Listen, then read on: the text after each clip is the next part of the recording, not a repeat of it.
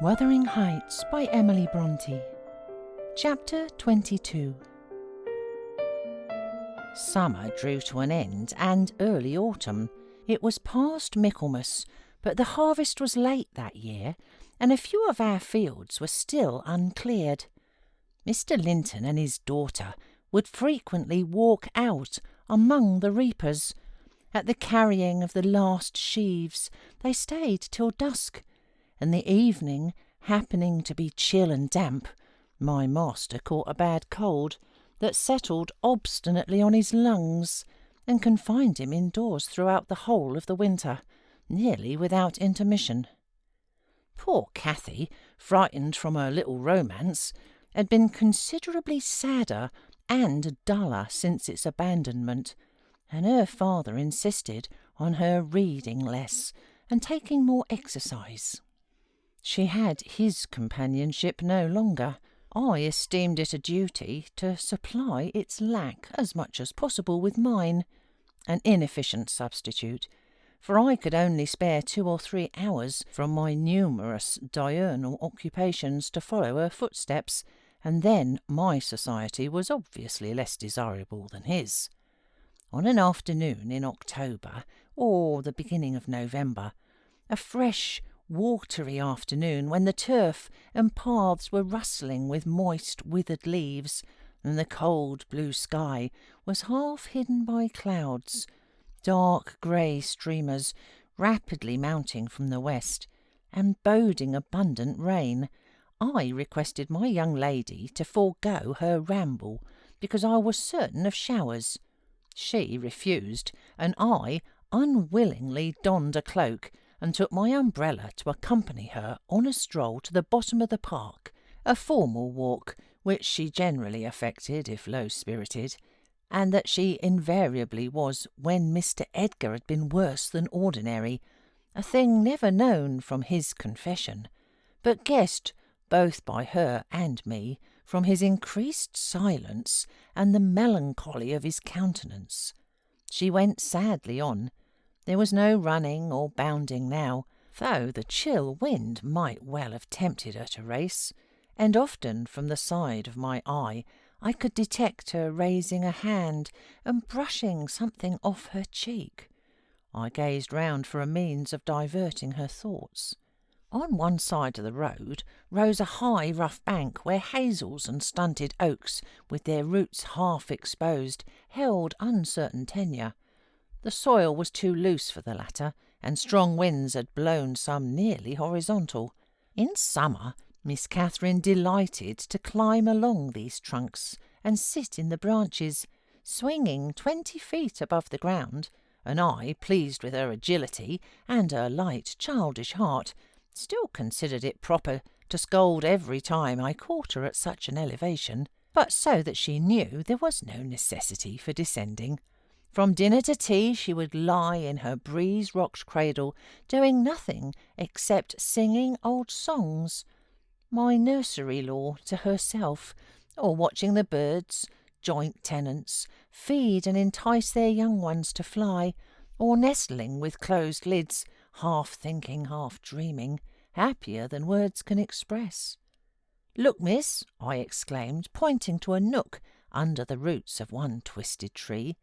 "Winter is not here yet. There's a little flower up yonder, the last bud from the multitude of bluebells that clouded those turf steps in July with a lilac mist. Will you clamber up and pluck it to show to papa?"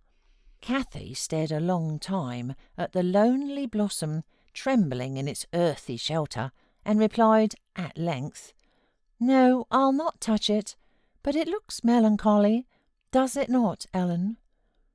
"Yes," I observed, "about as starved and sackless as you. Your cheeks are bloodless. Let us take hold of hands and run. You're so low, I dare say I can keep up with you." "No," she repeated, and continued sauntering on, pausing at intervals to muse over a bit of moss, or a tuft of blanched grass, or a fungus spreading its bright orange among the heaps of brown foliage, and ever and anon her hand was lifted to her averted face. "Catherine, "Why are you crying, love?" I asked, approaching and putting my arm over her shoulder. "You mustn't cry because Papa has a cold. Be thankful it is nothing worse." She now put no further restraint on her tears. Her breath was stifled by sobs.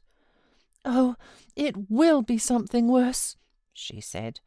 "And what shall I do when Papa and you leave me and I am by myself? I can't forget your words, Ellen. They are always in my ear. How life will be changed, how dreary the world will be, when Papa and you are dead." "None can tell whether you won't die before us," I replied. "It's wrong to anticipate evil. We'll hope there are years and years to come before any of us go. Master is young and I am strong and hardly 45. My mother lived till 80, a canty dame to the last. And suppose Mr. Linton was spared till he saw 60. That would be more years than you have counted, miss. And would it not be foolish to mourn a calamity above 20 years beforehand?"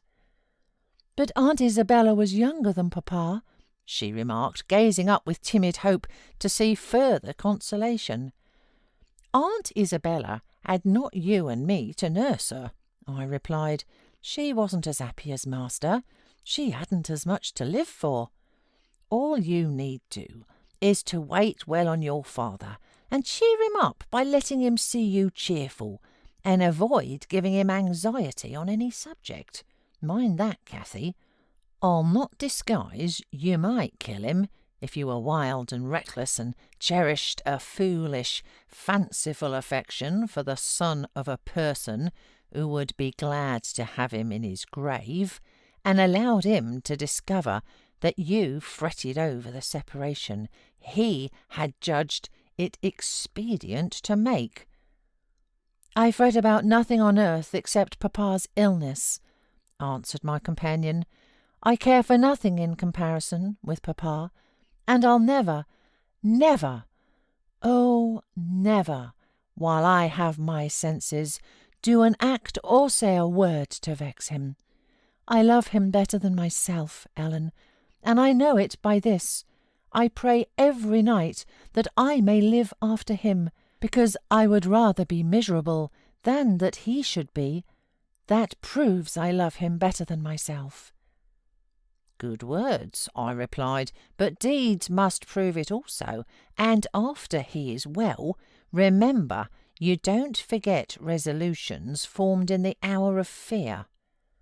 As we talked, we neared a door that opened on the road, and my young lady, lightening into sunshine again, climbed up and seated herself on the top of the wall, reaching over to gather some hips that bloomed scarlet on the summit branches of the wild rose trees shadowing the highway side. The lower fruit had disappeared, but only birds could touch the upper, except from Cathy's present station. In stretching to pull them, her hat fell off, and as the door was locked, she proposed scrambling down to recover it. I bid her be cautious lest she got a fall, and she nimbly disappeared. But the return was no such easy matter. The stones were smooth and neatly cemented, and the rose bushes and blackberry stragglers could yield no assistance in reascending. I, like a fool, didn't recollect that, till I heard her laughing and exclaiming, "Ellen, you'll have to fetch the key, or else I must run round to the porter's lodge. I can't scale the ramparts on this side." "Stay where you are," I answered. "I have my bundle of keys in my pocket. Perhaps I may manage to open it. If not, I'll go."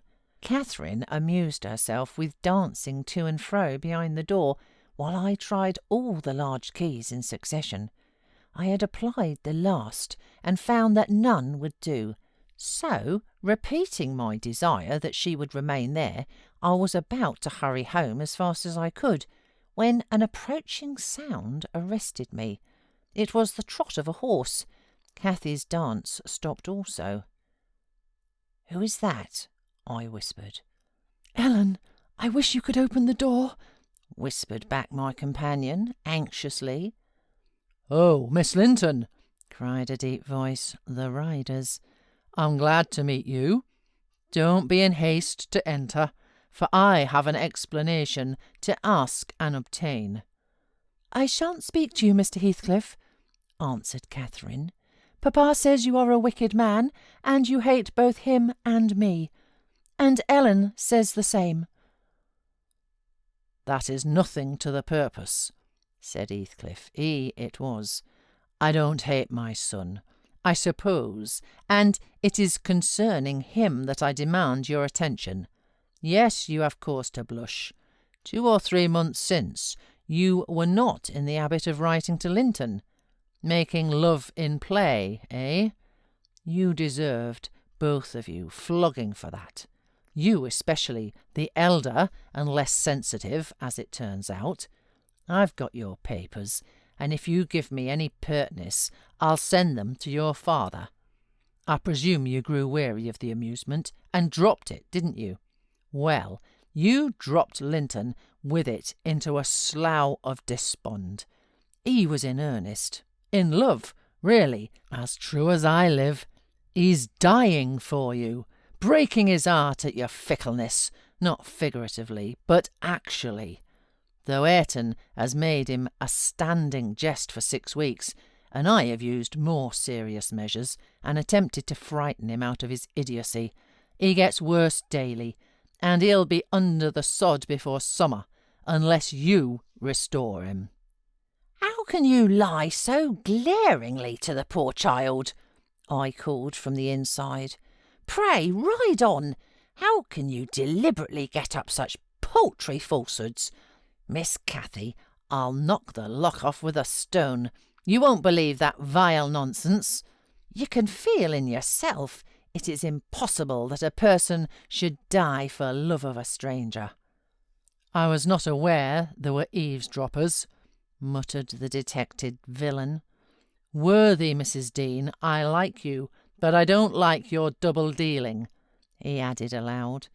"How could you lie so glaringly as to affirm I hated the poor child, and invent bugbear stories to terrify her from my doorstones? Catherine Linton, the very name warms me. My bonny lass, I shall be from home all this week. Go and see if I have not spoken truth. Do, there's a darling. Just imagine your father in my place, and Linton in yours. Then think, how would you value your careless lover if he refused to stir a step to comfort you, when your father himself entreated him? And don't, from pure stupidity, fall into the same error. I swear, on my salvation, he's going to his grave, and none but you can save him." The lock gave way, and I issued out. "I swear Linton is dying," repeated Heathcliff, looking hard at me, "and grief and disappointment are hastening his death. Nelly, if you won't let her go, you can walk over yourself. But I shall not return till this time next week, and I think your master himself would scarcely object to her visiting her cousin." "Come in," said I, taking Cathy by the arm and half forcing her to re-enter, for she lingered, viewing with troubled eyes the features of the speaker, too stern to express his inward deceit. He pushed his horse close, and bending down, observed, "Miss Catherine, I'll own to you that I have little patience with Linton, and Ayrton and Joseph have less. I'll own that he's with a harsh set. He pines for kindness as well as love, and a kind word from you would be his best medicine. Don't mind Mrs. Dean's cruel cautions, but be generous, and contrive to see him. He dreams of you day and night, and cannot be persuaded that you don't hate him, since you neither write nor call." I closed the door and rolled a stone to assist the loosened lock in holding it, and spreading my umbrella, I drew my charge underneath. for the rain began to drive through the moaning branches of the trees and warned us to avoid delay. Our hurry prevented any comment on the encounter with Heathcliff as we stretched towards home, but I divined instinctively that Catherine's heart was clouded now in double darkness. Her features were so sad they did not seem hers. She evidently regarded what she had heard as every syllable true. The master had retired to rest before we came in. Cathy stole to his room to inquire how he was. He had fallen asleep. She returned and asked me to sit with her in the library. We took our tea together, and afterwards she lay down on the rug and told me not to talk, for she was weary. I got a book and pretended to read. As soon as she supposed me absorbed in my occupation, she recommenced her silent weeping. It appeared at present her favourite diversion. I suffered her to enjoy it a while. Then I expostulated, deriding and ridiculing all Mr. Heathcliff's assertions about his son, as if I was certain she would coincide. Alas, I hadn't skill to counteract the effect his account had produced. It was just what he intended. "You may be right, Ellen," she answered, "but I shall never feel at ease till I know. And I must tell Linton it is not my fault that I don't write, and convince him that I shall not change." What use were anger and protestations against her silly credulity? We parted that night hostile, but next day beheld me on the road to Wuthering Heights, by the side of my wilful young mistress's pony.